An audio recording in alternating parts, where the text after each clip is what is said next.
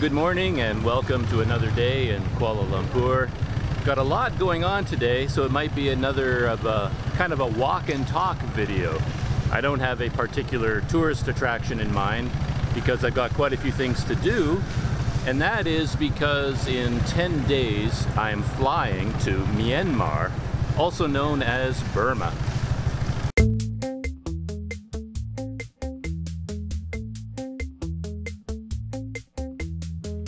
It's been a dream of mine to go to Myanmar for a very long time, and the time has finally come.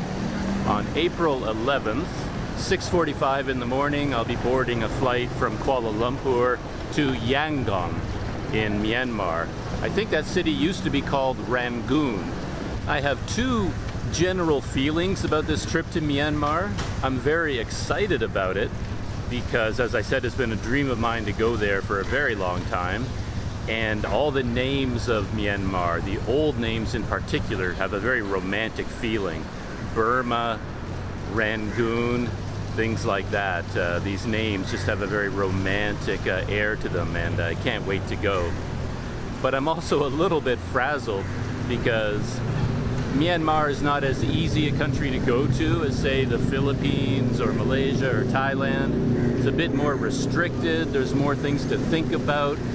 So getting a visa is a little bit more complicated. Finding a place to stay when you're there is a bit more complicated because there are government restrictions on where foreigners can sleep at night and where they can't.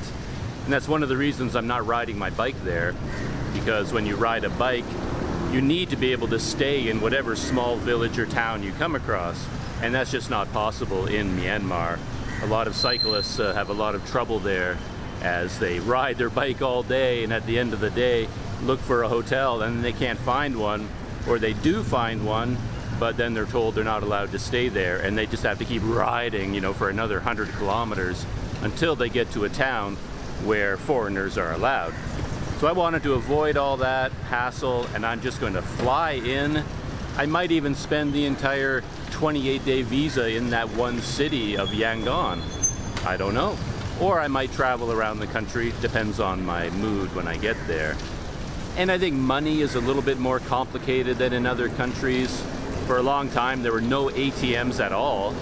Now I think there are some ATMs, but I'm very sure that my ATM card will not work there. So I have to make sure to bring US dollars with me in cash. And they're very picky about what US dollars they'll accept there. They have to be like in pristine condition with not a mark on them, not a fold anywhere, which always is a little bit annoying, but there's nothing you can do about that. So I've got to make sure I get good quality US bills. So there's a lot of things to do for this trip to Myanmar.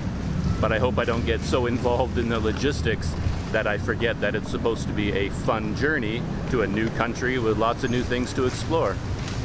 I've got a lot of other things going on. I've got a lot of camera related stuff still ongoing. Plus my ATM card from my bank in Canada expired, and my new card was shipped to my address in Canada, and having it shipped from there to here was a huge experience. My brother helped me out, and he sent it by Federal Express courier service. Cost about $55 US, very expensive. I don't know what's going on with shipping companies. Everything is getting super expensive these days. So I thought, you know, paying $55 to a courier company, it's got to get here, you know, right away. It took 11 days to get from Canada to Malaysia. And on the tracking, this package went from Toronto to Indianapolis in the United States, then to Alaska, then to Japan, then to China, and finally from China to Malaysia. I finally have my card, and I'm heading to the bank to try and use it for the first time, and I've got my fingers crossed. With my luck, this will be a huge disaster, but let's go find out whether my new ATM card will even work. Today must be the start of a lucky day, because I had success with my ATM card. I could withdraw money, no problem. No alarm bells went off, no one arrested me, my card wasn't confiscated. So all things are good right now for the ATM card. The flight to Myanmar, as I mentioned, is on April 11th. booking that flight was a little bit of an adventure as usual. One thing about being a budget traveler is that when you're looking for the cheapest flights, they always leave either first thing in the morning or late at night. And it's sort of like you have to pick your poison. Which bad thing do you want? Because if you have to be at the airport at 6:45 in the morning, which I do, I mean, you've got to be there by 5:45, so you're leaving by 3 or 4 in the morning. And I prefer that, of course, because I'm a morning person. But still, you know, that's early and you're kind of tired, but at least you arrive in the morning in the new country, and that gives you lots of daylight to do whatever it is you need to do. But still, that's an early trip.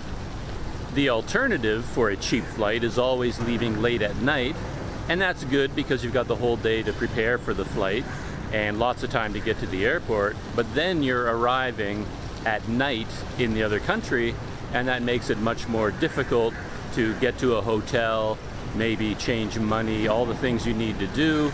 You're arriving in the middle of the night, so that becomes much more complicated. So when you're a budget traveler, those are your choices, early in the morning or late at night. So for that reason, it'd be nice to have a bit more money, and you can just book a regular flight in the middle of the day. And that must be nice to do. And booking a flight is not just about whether you want to leave in the morning or at night. You also have to think about what day you want to arrive. I mean, do you want to show up on a Sunday? Is everything closed on a Sunday? Do you want to arrive on a Saturday? Maybe traffic is really busy on a Saturday. Maybe Wednesday is the best day. So you have to think about that as well.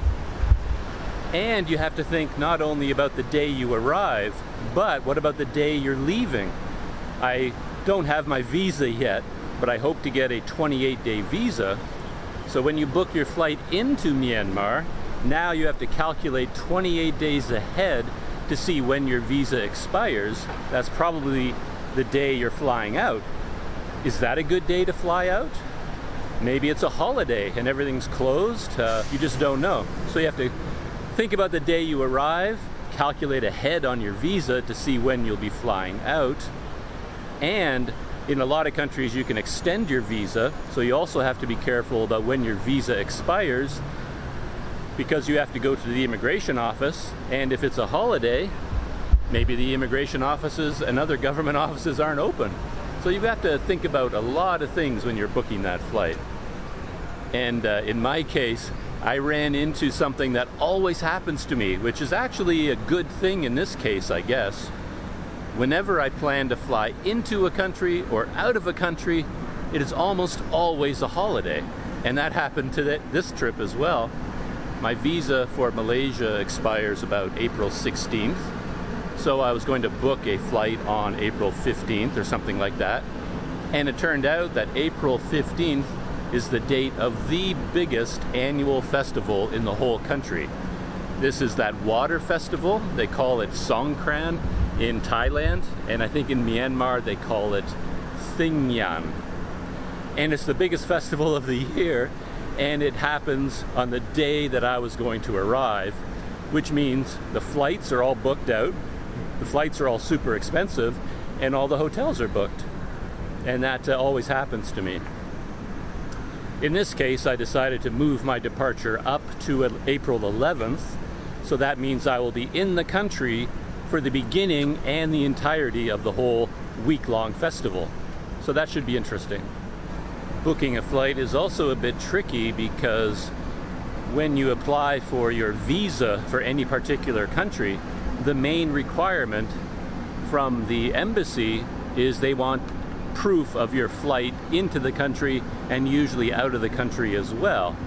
But this is such a catch-22 because you're put in the position where you have to buy your flight before you have permission to even go to that country, because that's what the visa is. You're going to the embassy and saying, can I come to your country? Please give me permission, give me a visa to go to your country. They might say no. So requiring you to have your flight in advance is really kind of a risk, because especially for a country like Myanmar, which has a lot of restrictions, there is a real chance you will not get a visa, or your visa may not be on the for the length of time that you need. So you end up buying a flight and you've wasted all that money because you can't use it. And again, that's with budget airlines, because your budget flight, you can't get a refund. If you're a real person and you bought an economy ticket, in that case, you could probably get a refund. So it's another difficulty for the budget lifestyle. So that is most of the stuff that's on my mind right now, planning my trip to Myanmar. Very exciting. The other things on my mind have to do with my camera, of course. You won't be surprised to hear that. I'm still struggling with the focusing of this camera, and I'm trying out a new technique for any of you camera nerds out there. I'm trying manual focus instead of continuous autofocus. The other big camera issue I'm still facing is audio. This is a real difficult thing to figure out for me. I talked about this in a previous video, but if you missed that or you don't remember, the basic idea is that your standard microphone records sound from in front of it. So the microphone is facing me, so it's recording my voice. But if I turn the camera around, it no longer picks up my voice. And I'll demonstrate that by turning the camera around. And now the camera is facing away from me, and you probably can't hear my voice. And when I turn it back towards me, now you can hear me again. So this is a problem for me because I often turn the camera this way and then I turn it away, then back, and then away again. So how do I fix this problem? It seems to me that there should be a microphone that faces in two directions. Why wouldn't there be? One facing this way and another facing the other way. But these microphones don't exist as far as I can tell. So the other option is perhaps to use a lapel microphone. And that's one of those little microphones you see in studios, and you clip it to your shirt or to your tie or something, and then you have a cord running from this microphone to the camera. And that is a possible solution, but these microphones are designed, these lapel lavalier microphones, they're designed to pick up your voice, and they may not pick up sound around very well. Plus, you've now tethered to the camera with this cord, which is going to get in the way all the time as you're walking around. You're going to trip over it. You try to put the camera down, but then you forget that you're attached to the camera with this wire. Could be a huge problem. I'm still going to try that out.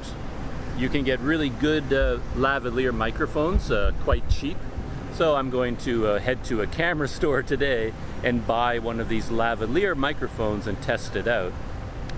The other solution I'm thinking about is to buy two shotgun microphones, mount them both on the camera, one facing towards me, one facing away, and then somehow feed both of them into the camera.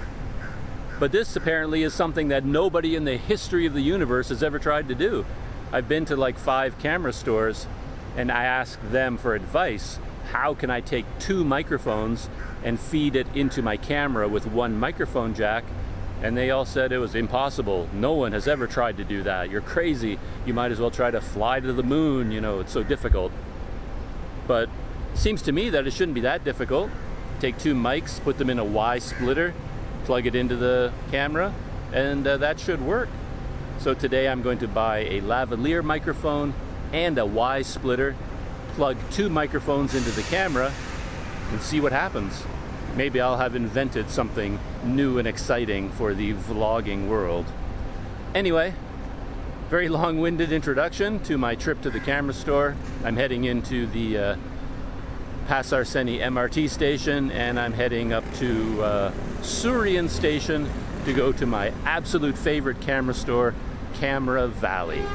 So, into the MRT I go.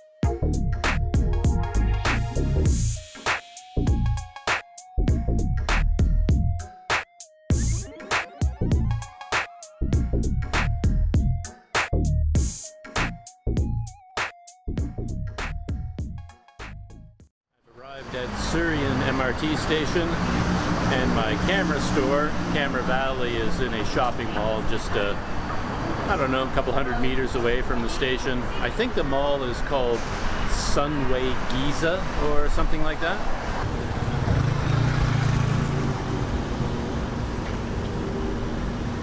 One issue with going to the Sunway Giza mall is that it's almost impossible to cross the street to get there. The flow of traffic off the highway never really stops. So you pretty much have to do the Malaysian thing and just walk out into traffic, hold out your hand and stop them so that you can get across. Otherwise, you're just waiting here all day. And here we go. Try not to get killed. Yeah, I don't know where all these cars are going, but I've been here a few different times, and the flow of traffic off the highway in this direction is pretty much non-stop.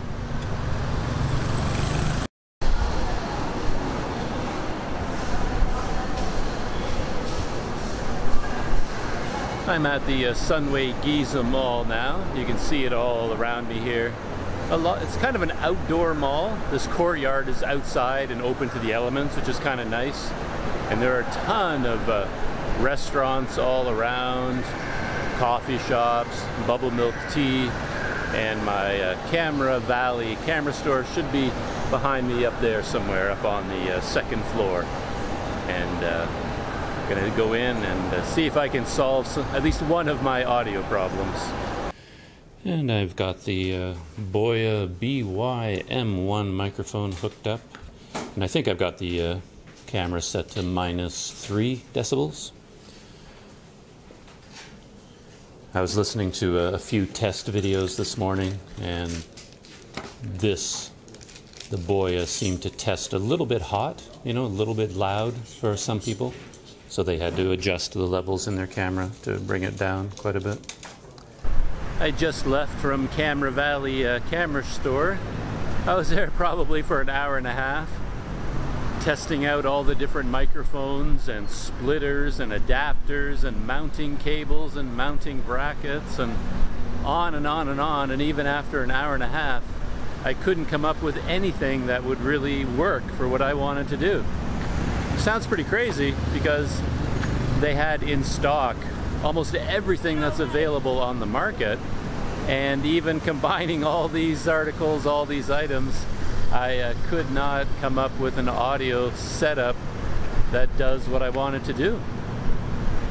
However, still trying to cross the road here. That being said, I did buy something. I bought a Lavalier microphone, and I'm going to put that on the camera in a few minutes and test that out. I'm just curious what it sounds like compared to my directional microphone that's mounted on the camera now. So I'm at the convenience store now. I got my favorite drink in the whole world, a vanilla Coke.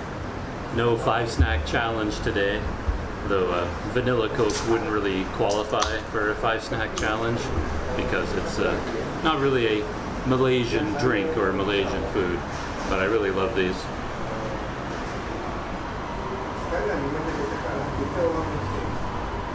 So good.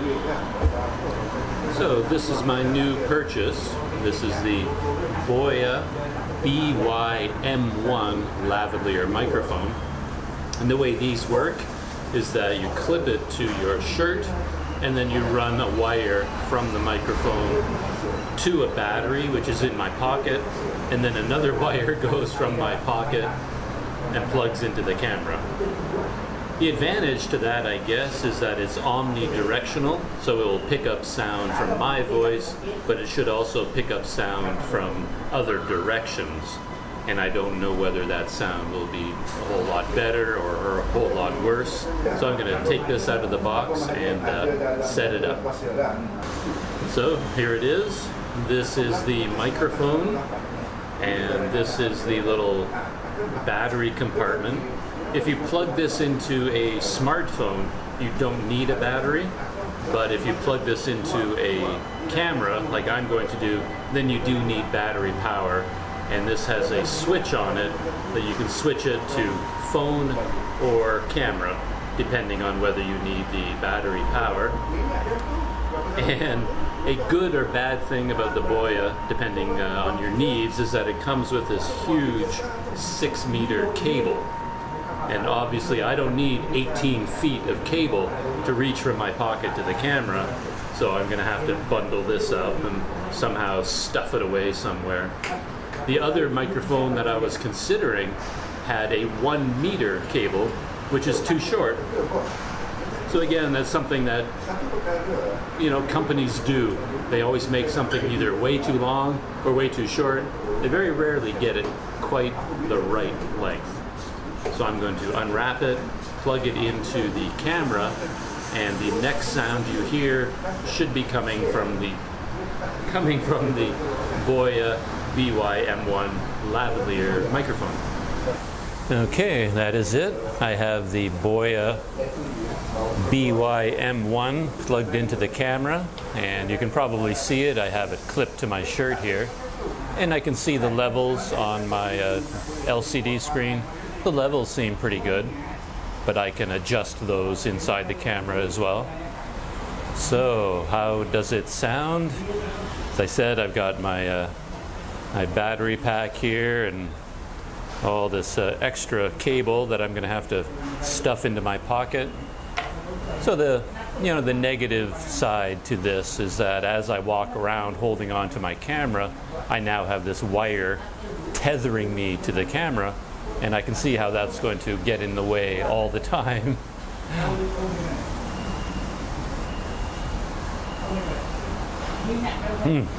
Anyway, I'm going to keep this microphone plugged into the camera as I ride the MRT back to my hostel in Chinatown and test it in a few situations and see how the sound is. This is the true test of my new microphone. I have the lapel mic hooked up, power is on, and I've got the microphone right here on my chest, just clipped to the outside of my shirt. And so now I have a cord dangling from the camera going down to my pocket, which is kind of odd. But I really want to see what the sound is like, and I really want to see what the sound is like of my voice, but also what it sounds like from all around me, all the ambient noise. So I'm inside the Syrian MRT station. It's nice and quiet in here, so I'm curious what the sound is like coming from this microphone. And I can also raise and lower the mic, get it closer to my mouth, and that would change the quality of the sound as well. Overall, I mean, this isn't awful. Having this cord connecting me to the camera is not a deal breaker. And when I was at the camera store, they did show me one product that was really quite interesting. It was one I wasn't aware of before, and that was a new Sennheiser wireless system for a lapel mic. And the downside to a lot of the wireless systems is that they're really expensive, and of course they run on a lot of batteries, but also they're a little bit large, the receiver and the transmitter. But this new Sennheiser has a very small receiver and transmitter. So I'm going to look it up online and see whether it might be an option for the future if I were feeling rich and wanted to spend 1,700 ringgit on a lapel microphone.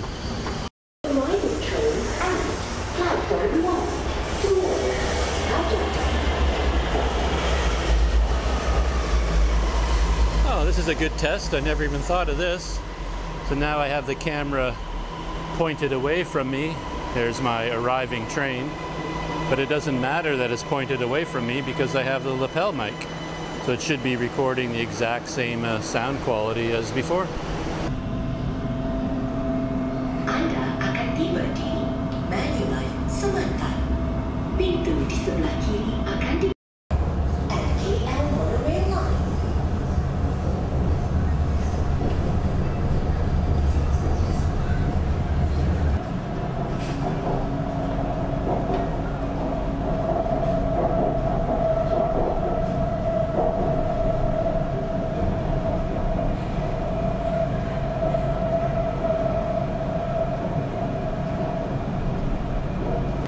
Here's another audio comparison test.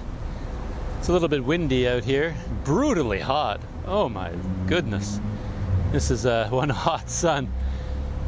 Always astonishes me that darn thing is 93 million miles away, and yet I can feel it burning my skin off. It's unbelievable. Anyway, this is the audio from my Boya BY-MM1 Lavalier microphone, and I have it kind of a few inches down from my collar, and I want to compare the sound quality to my shotgun mic. Now I'm still recording with the Lavalier mic, but I've moved it quite a bit closer to my mouth, and I think I'm speaking at the same volume. I just have it clipped to the top of my shirt collar, and I'm wondering whether the sound has improved or degraded, or what has happened to the sound. Good thing about this system though is that it doesn't matter where I'm holding the camera, of course. I can be holding it out here far away from me, and it hasn't moved the microphone at all. I can turn the camera around and point it at other things, and I can talk about those things and do whatever I want, and the sound hasn't changed at all. So that's the Lavalier mic all by itself at the top of my shirt collar. Okay, this is a test of the Boya BY-MM1 shotgun microphone all by itself. I don't have the Lavalier plugged in, no Y splitter, nothing like that. This is only the shotgun microphone, and I guess this is the most important test because I want to see what my Lavalier mic sounds like compared to the shotgun mic. Especially here, it's kind of a quiet environment. There's no traffic noise, not much ambient noise, just a little bit of a breeze blowing. And I'm wondering what sounds better, holding the shotgun mic a few feet away from my face, 3 feet away I guess, or the Lavalier mic right at my shirt collar.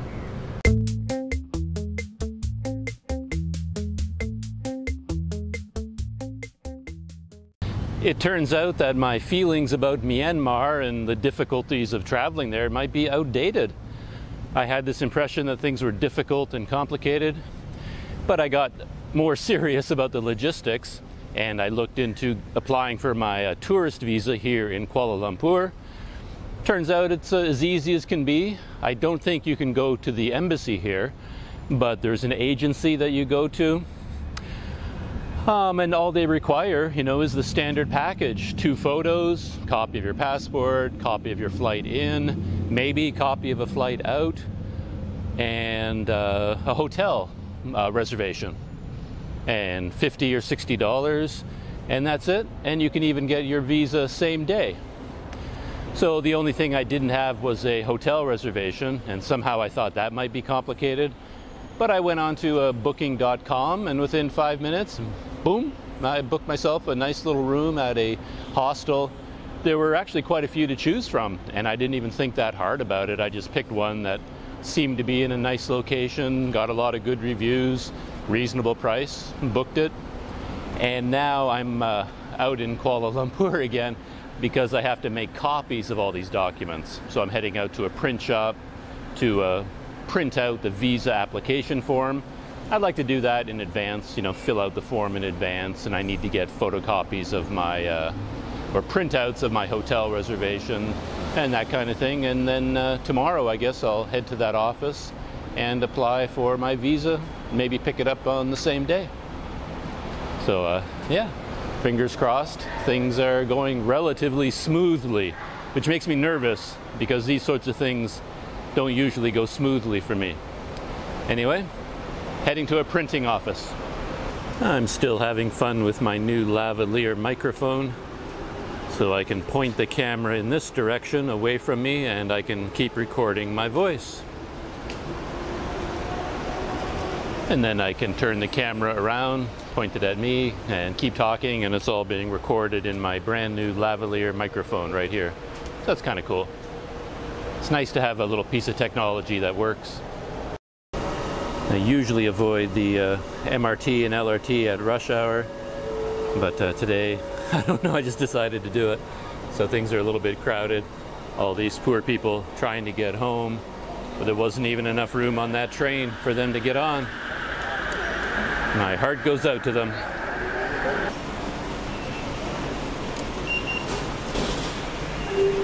Back at KL Central. I didn't really need to come here to print my documents. I could have done it in my own neighborhood, but I also wanted to go to the grocery store here, pick up some instant coffee and things like that. So here I am at busy KL Central.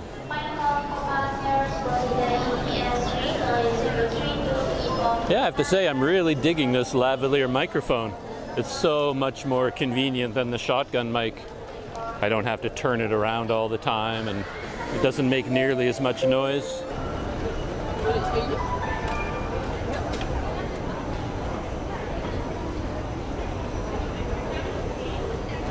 Is Ben Affleck the most overrated actor of our generation or what? I have no idea how that guy turned into a movie star. I really don't get it.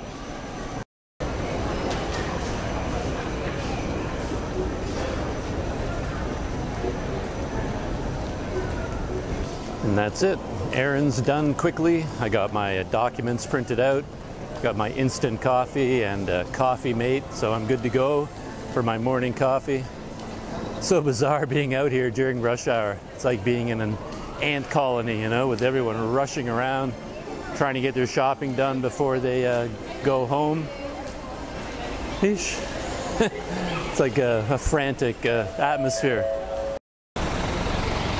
And that kind of brings me to the end of the day.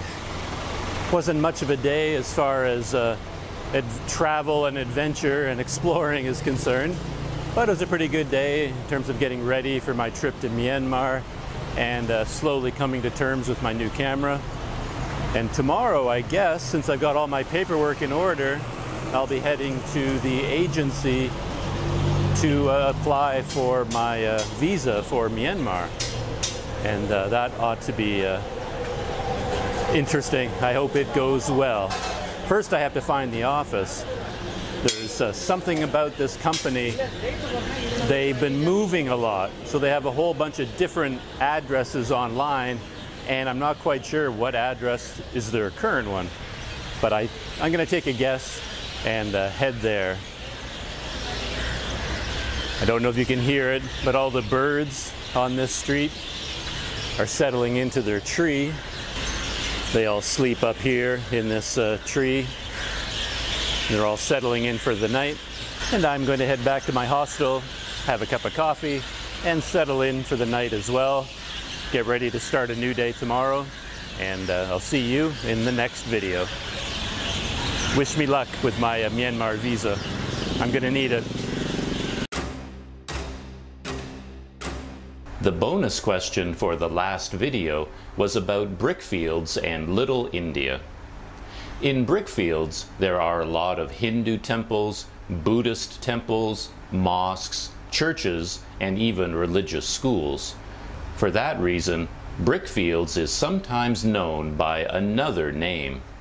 I asked you, what is that name? Answer: brickfields is sometimes referred to as the divine location.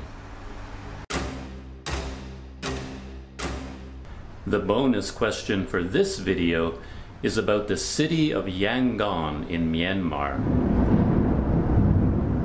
Rainstorm here in Kuala Lumpur late in the afternoon. The city of Yangon is where I'm flying to from Kuala Lumpur in a few days. Yangon is the largest city in Myanmar. My question is, how big is the population of Yangon? And is it bigger or smaller than Kuala Lumpur? Put your answer in the comments below. Answer at the end of the next video.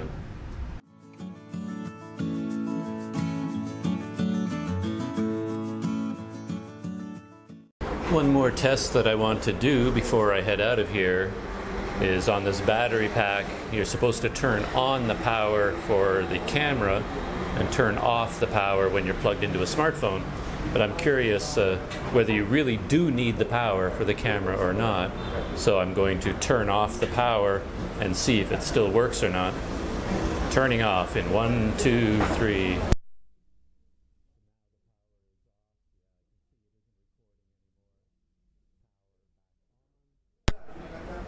Power is back on and recording again.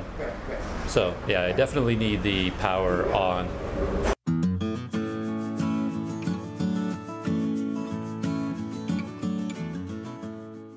Travel tip 37.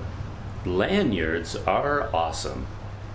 A lanyard is essentially a short cord that you attach to any item. A good example is right here. I have a lanyard attached to my handy Swiss Army knife. And I don't know what it is about lanyards, but once you attach a lanyard to an object, you never lose it. You never drop it. You never wonder where it is. This Swiss Army knife is a very good example of that, because this is a new knife. My original Swiss Army knife, I didn't have a lanyard attached to it, and I never knew it was. I would be pawing through my knapsack, pawing through the pockets on my jacket, and I could never find the knife.